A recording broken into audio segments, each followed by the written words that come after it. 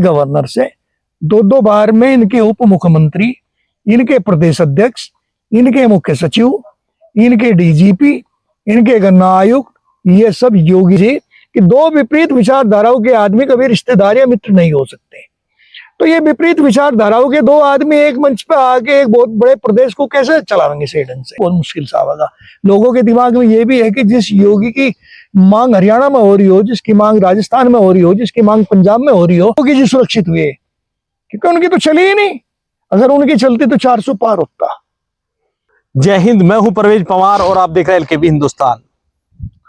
बीते दिनों भारतीय जनता पार्टी ने उत्तर प्रदेश के अध्यक्ष के रूप में पंकज चौधरी को तैनात किया है। आपको बता दें कि 2027 में उत्तर प्रदेश में विधानसभा चुनाव होने हैं और 2026 में उत्तर प्रदेश में पंचायत के चुनाव होने हैं।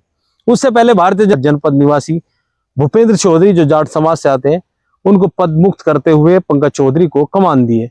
पंकज चौधरी कुर्मी समाज से आते हैं, 7 बार के सांसद हैं और बड़ा उनका रसूख राजनीतिक अपने क्षेत्र में है। तो उत्तर प्रदेश के सियासी समीकरणों को समझने का प्रयास करेंगे।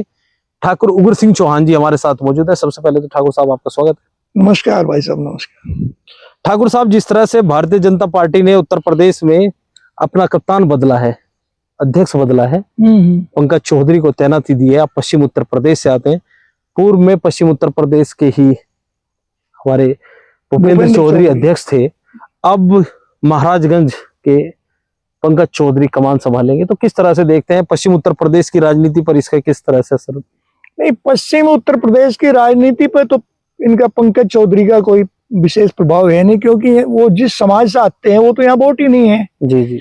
और रही बात फिर ये कि प्रभाव तो भूपेंद्र चौधरी का भी कुछ नहीं पश्चिम का था, पश्चिम पे कोई विशेष प्रभाव नहीं पड़ा था। प्रभाव तो व्यक्तिगत योगी का ही है। जो भी प्रभाव है योगी का है। इनके जो शिखर नेतृत्व है उनका फर्ज तो ये बनता था कि जो प्रदेश अध्यक्ष है, प्रदेश अध्यक्ष मुख्यमंत्री की मर्जी का ही होना चाहिए था। लेकिन इनका पता नहीं क्या इनकी पॉलिटिक्स है, क्या सिस्टम है, भगवान जाने। ये किसी भी ऐसे आदमी को लाकर खड़ा कर देते हैं जो योगी जी के विपक्ष में हो, चाहे राज्यपाल हो, चाहे प्रदेश अध्यक्ष हो, चाहे उप मुख्यमंत्री हो, चाहे इनके मुख्य सचिव हो, चाहे जो भी कुछ रहा होगा, योगी के तो खिलाफ ही लाकर खड़े कर दिया जाता है। पश्चिम में उसका कोई विशेष प्रभाव नहीं। यानी आपको लगता है योगी जी को भारतीय जनता पार्टी से ही चुनौती मिलती है? बिल्कुल, योगी तो ऐसा मिट्टी का बना हुआ है, उसे तो बल्कि कई बार ये सोचने के लिए विवश होना पड़ेगी, यार इतनी बड़ी पार्टी के सामने एक इकल्ला आदमी खड़ा है, क्योंकि आज के दिन गृह मंत्री उसके खिलाफ और एक दृष्टिकोण से तो प्रधानमंत्री भी उसके खिलाफ कई बार बदलने की कोशिश कर दी। बना ही कौन रहा था? बना तो मनोज सिन्हा को रहे थे 17 में भी। लेकिन ये आदमी आया और इनकी अपने एक अलग स्टाइल है, अपने तरीके से ही राजनीति करते हैं। किसी से के दबाव की राजनीति नहीं है, किसी की पसंद की राजनीति नहीं है। तो ये चाहे किसी को भी, भूपेंद्र चौधरी आया तो वो भी ऐसा ही था, और आज के दिन जो इनके पास ये पंकज चौधरी इन्होंने प्रदेश अध्यक्ष बनाया, ये भी ऐसा ही। योगी पे तो कोई विशेष प्रभाव नहीं पड़ा, पश्चिम पे कोई विशेष प्रभाव पड़ता नहीं। तो ठाकुर साहब, आपको लगता है कि उत्तर प्रदेश में योगी आदित्यनाथ जी को फ्री हैंड कर देना चाहिए, उन्हीं की मर्जी से प्रदेश अध्यक्ष बनना चाहिए, उन्हीं की मर्जी से मंत्रिमंडल? हक तो यही बनता है हमेशा। सही भी वही है कि जब रल मिल के काम करेंगे, एक मत होके काम करेंगे, तभी आत्मीयता से काम करेंगे, तब काम बहुत बढ़िया होगा, सबको अच्छा भी लगेगा। लेकिन दो विपरीत विचारधाराओं के लोगों बागों को एक मंच पे लाकर आप बैठाओगे तो वो चलता ही नहीं, सफल ही नहीं हो पाता। आज के दिन जो भी ग्राफ है यूपी में योगी का है, इन प्रदेश अध्यक्षों का कुछ नहीं। पूरब में कहीं महाराजगंज में या कहीं उधर रहा होगा पटेलों का, यहाँ तो पटेल ही नहीं है। यहाँ क्या प्रभाव पड़ेगा? मुंशी प्रेमचंद की एक उक्ति है छोटी सी कि दो विपरीत विचारधाराओं के आदमी कभी रिश्तेदार या मित्र नहीं हो सकते। तो ये विपरीत विचारधाराओं के दो आदमी एक मंच पे आके एक बहुत बड़े प्रदेश को कैसे चलाएंगे सही ढंग से? चला नहीं पाएंगे। यहाँ तो जो भी कुछ है योगी का है, और योगी की ही मर्जी का प्रदेश अध्यक्ष आना चाहिए। तो 2027 के विधानसभा चुनाव में कोई इसका असर भारतीय जनता पार्टी के पक्ष में पड़ेगा या इसका कोई नुकसान होगा? देखिए, 2027 का जो चुनाव है ना, वो अपने आप में एक अलग किस्म का चुनाव होगा। हालांकि लोग बाग बड़े तीर मारेंगे और चुनाव के बाद में ये भी कहेंगे धांधली होगी, ये हो गया, वोट चोर गद्दी छोड़, इस किस्म के नारे लगेंगे।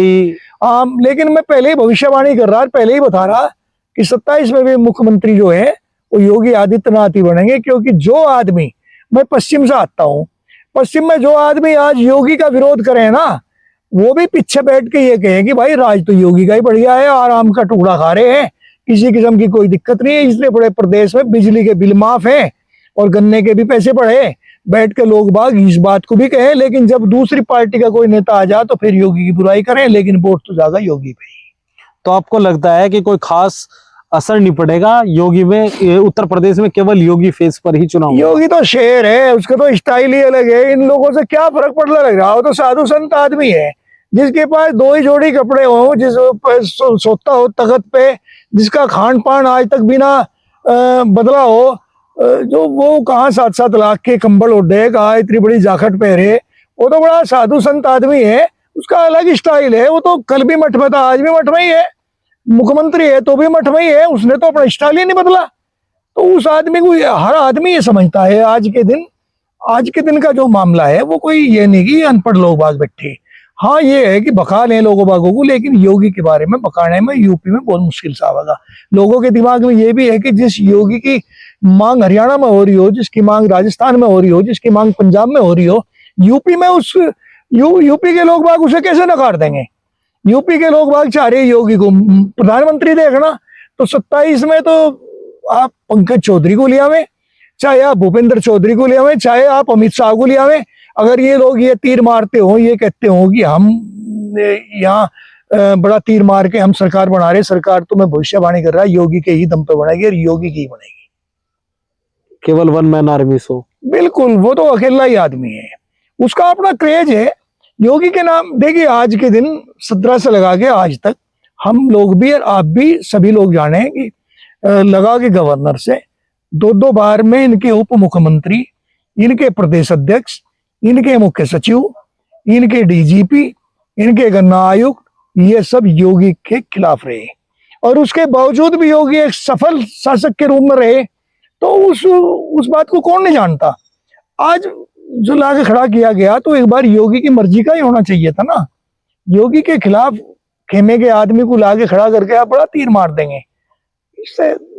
अच्छा, 2024 की हार को किस तरह से देखते हैं? क्या वो केंद्रीय नेतृत्व की हार थी या उत्तर प्रदेश में योगी आदित्यनाथ की? क्योंकि बड़ी नहीं, योगी आदित्यनाथ की हार नहीं थी, योगी आदित्यनाथ की जीत थी। क्योंकि योगी आदित्यनाथ जिन लोगों को टिकट देना चाह रहे थे उन लोगों को तो टिकट ही नहीं दिया गया, और वही लोग तो हारे सीट जो योगी आदित्यनाथ की मर्जी के खिलाफ जिन लोगों को टिकट दिया गया था। दूसरा फिर कई प्रकरण आए, वो भी था एक जो 2 जातियों में, बड़ी जातियों में एक भेदभाव पैदा करके एक महापुरुष के नाम पे बंटवारा किया गया, वो भी था, उसका भी एक असर रहा। योगी को जो एक तरफ बाईपास करके अपनी मर्जी से दिल्ली से टिकट बटे, उनका भी एक प्रभाव था 24 की हार का।